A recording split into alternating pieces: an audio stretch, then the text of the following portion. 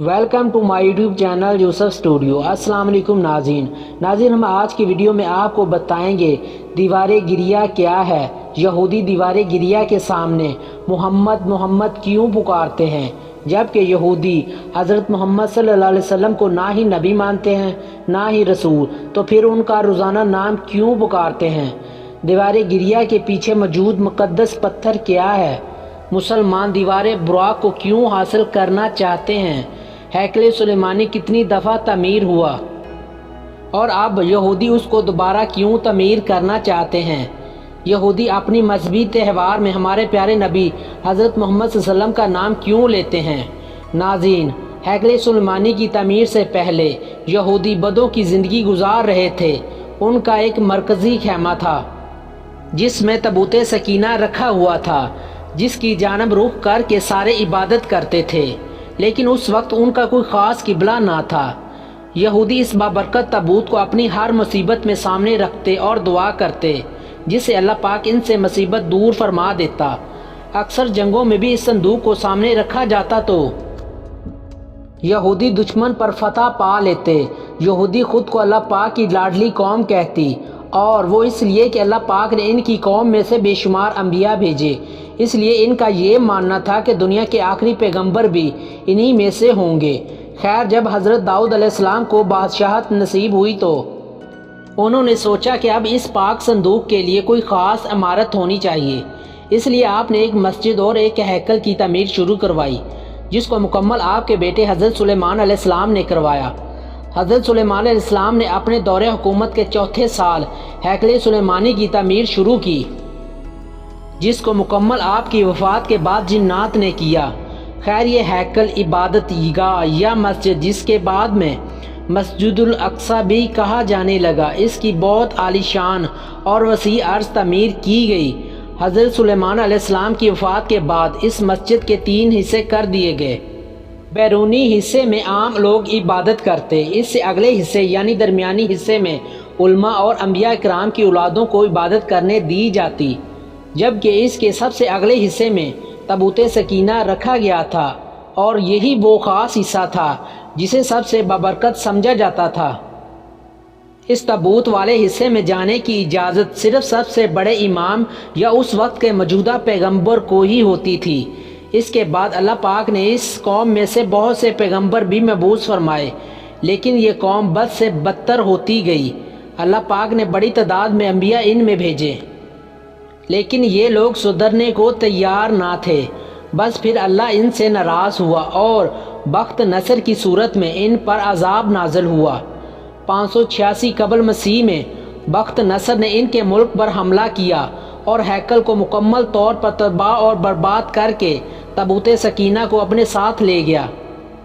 6 लाख से ज़्यादा यहूदियों को कत्ल किया और 2 लाख यहूदियों को कैद करके अपने साथ इराक के शहर बाइबल ले गया।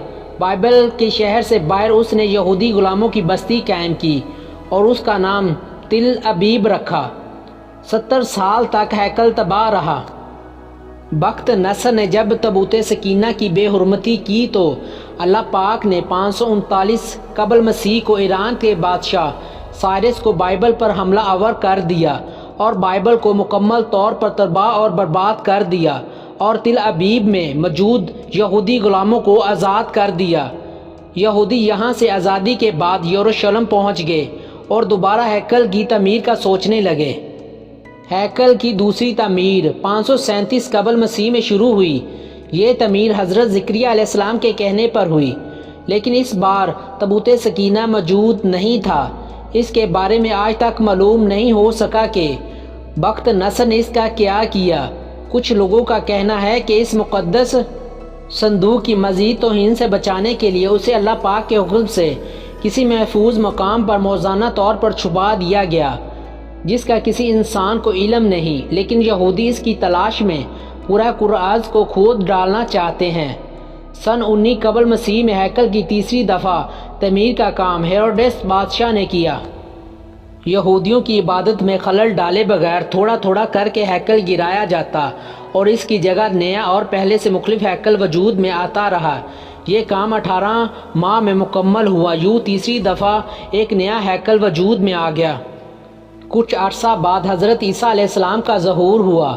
اللہ کے اس رسول پر ایک بار پھر یہودیوں نے حسب معمول ظلم کے پہاڑ توڑنے شروع کر دیے۔ دراصل وہ اپنے مسیح کے منتظر تھے جو دوبارہ آ کر ان کو پہلے جیسی شان و شوکت عطا کرتا۔ حضرت عیسیٰ علیہ السلام کے مصلوب ہونے کا واقعہ پیش آیا۔ آپ کے مصلوب ہونے کے 70 سال بعد ایک بار پھر یہودیوں پر اللہ کا عذاب نازل ہوا۔ اس بار اس عذاب کا نام ٹائٹس تھا۔ یہ رومی جنرل بائبل کے بادشاہ بخت نصر سے بھی زیادہ ظالم ثابت ہوا۔ اس نے ایک دن میں لاکھوں یہودیوں کو قتل کر ڈالا۔ اس نے ہیروڈیس کے بنائے ہوئے عظیم و شان ہیکل کی اینٹ سے اینٹ بجا دی اور یہودیوں کو ہمیشہ ہمیشہ کے لیے یروشلم سے نکال دیا۔ رومی جب فلسطین پر حکمران ہوئے اور عیسائیت اختیار کی تو انہوں نے یہودیوں کو صرف سال میں ایک دفعہ اجازت دی کہ وہ بس پورے سال میں ایک دفعہ ہی سرزمین مقدس میں داخل ہو سکتے ہیں۔ چنانچہ یہودی سال میں ایک دفعہ آتے ہیں اور مقدس دیوار سے لپٹ کر دھارے مار مار کر روتے ہیں۔ یہودیوں کا ماننا تھا کہ بس یہی وہ دیوار بچی ہے جسے حضرت سلیمان علیہ السلام نے تعمیر کیا تھا۔ عیسائیوں نے جب یہودیوں کا مغربی دیوار کے سامنے رونا دھونا دیکھا تو انہوں نے تمسخر اور تہزیق سے اس دیوار کا نام دیوار گریہ رکھ دیا۔ پھر کم و بیش 1900 سال یہودی دنیا بھر میں بھٹکتے رہے، جس کے بعد برطانیہ نے جب فلسطین پر قبضہ کیا تو برطانیہ نے اسرائیل کو فلسطین میں جنم دیا، اور یوں صدیوں سے بھٹکتے ہوئے یہودیوں کو سرزمین مقدس میں دوبارہ جگہ مل گئی۔ اب جب یہودی دوبارہ بیت المقدس میں داخل ہوئے تو انہوں نے اعلان کیا دیوار گریہ ہی بس وہ دیوار ہے جو حضرت سلیمان علیہ السلام کی بنائی گئی بنیادوں پر قائم ہے۔ اس کے علاوہ باقی ساری دیواریں تبدیل ہے، اس لیے اسے ہیکل سلیمانی کی آخری نشانی سمجھا جاتا ہے۔ یہی وہ دیوار ہے جسے مسلمان دیوار براق کہتے ہیں۔ مسلمانوں کے عقیدے کے مطابق یہی وہ جگہ ہے جہاں حضور پاک صلی اللہ علیہ وسلم کی معراج کی رات براق کی سواری اتری تھی۔ یہ وہ مقام دنیا کے قدیم ترین شہر یروشلم یعنی بیت المقدس میں واقع ہے۔ ان کے عقیدے کے مطابق یہ دیوار دراصل تباہ شدہ ہیکل سلیمانی کا باقی رہ جانے والا حصہ ہے۔ 2000 سال قبل بھی یہودی اس دیوار کے سامنے کھڑا ہو کر گریہ زاری کرتے تھے۔ بطور احترام ان کے لیے اس دیوار اور عبادت گاہ کے قریب یرملکہ پہننا ضروری ہوتا ہے۔ یہودی اس دیوار کے سامنے گریہ زاری کر کے ہیکل سلیمانی کی تباہی پر اپنے دکھ اور پچھتاوے کا اظہار کرتے ہیں۔ یہ دیوار 488 میٹر طویل اور مختلف مقامات پر اس کی کم سے کم بلندی 19 میٹر اور زیادہ سے زیادہ تقریباً 40 میٹر ہے۔ اس دیوار کے مغرب کی طرف ایک تنگ گلی نما رستہ ہے جو کہ البراق ایلی کہا جاتا ہے۔ یہ گلی 36 میٹر طویل اور صرف 3.6 میٹر چوڑی ہے۔ مسلمانوں کے عقیدے کے مطابق یہی وہ جگہ ہے جہاں براق کی سواری اتری تھی۔ دیوار گریہ پتھروں کی کل تعداد 45 تہوں پر مشتمل ہے، جن میں 28 تہیں زمین کے اوپر جبکہ 17 تہیں زمین کے نیچے ہیں۔ اس دیوار میں 4 قدیم گیٹ اور کچھ نئے گیٹ بھی موجود ہے۔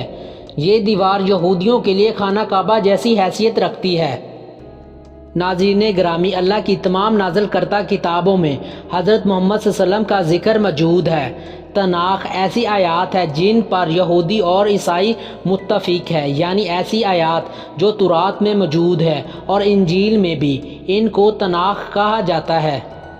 اسی طرح ایک آیات کتاب مقدس میں سانگ آف سلیمون کے چیپٹر 5 کی 16ویں آیت ہے، جس کا ورد دن رات یہودی دیوار گریہ کے سامنے کرتے ہیں، جس کا ترجمہ کچھ یوں ہے: وہ میرا دوست ہے، وہ میرا پیارا ہے، وہ سب کا محمد ہے، اے یروشلم کے بیٹو۔